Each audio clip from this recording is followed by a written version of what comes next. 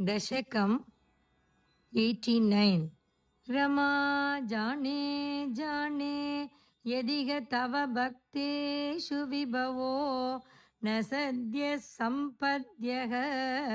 तदिह मद कृत्वा दशमिनां प्रशान्तिं कृत्वैव प्रदिशसि तदः काममखिलं प्रशान्तेषु क्षिप्रं न खलु भवदीये च्युतिकथा सद्य प्रसादरुषितान् विधिशङ्करादीन् केचित् विभो निजगुणानुगुणं भजन्तः भ्रष्टा भवन्ति बदकष्टमदीर्घदृष्ट्या स्पष्टं वृकासुर उदाहरणं किलास्मिन् शगुनिजः सदुनारदमेकदा त्वरिततोषमपृच्छ ददीश्वरं स च दिदेशगिरिशमुपासितुं न तु भवन्तमबन्धुमसाधुषु तपस्तत्त्वा घोरं सकलु कुपितः सप्तमदिने शिरच्छित्वा सद्यः पुरहरमुपस्थाप्य पुरतः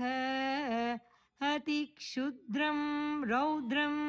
शिरसि करदानेन निधनं जगन्नाथात्वव्रे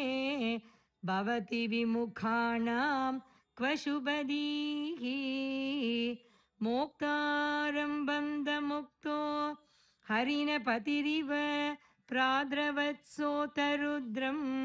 दैत्यात् भीत्या स्म देवो दिशि दिशि वलते पृष्ठतो दत्तदृष्टिः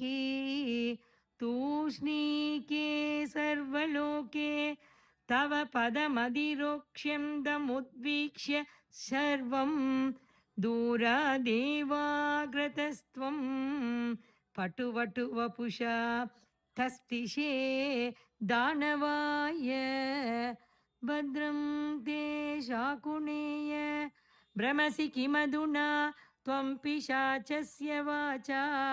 सन्देहच्चेन्मदुक्तौ तव किमुन करोष्यङ्गुलीम् अङ्गमौलौ इत्थं त्वद्वाक्यमूढः शिरसि कृतकरः सोपदच्छिन्नपातं भ्रंशो ह्येवं परोपासितुरपि च गतिः शूलिनोऽपि त्वमेव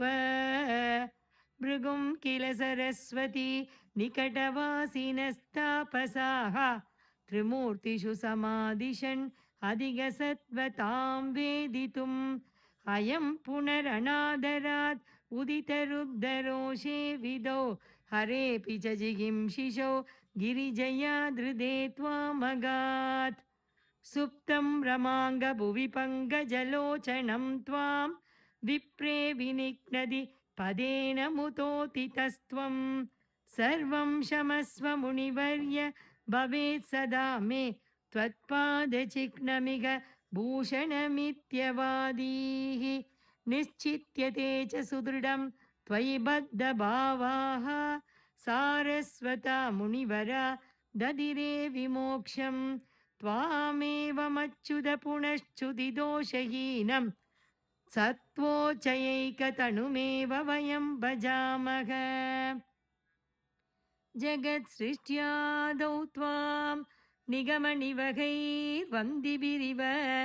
स्तुतं विष्णो सच्चेत् परमरस निर्द्वैतवपुषं परात्मानं भूमन् पशुपवनिता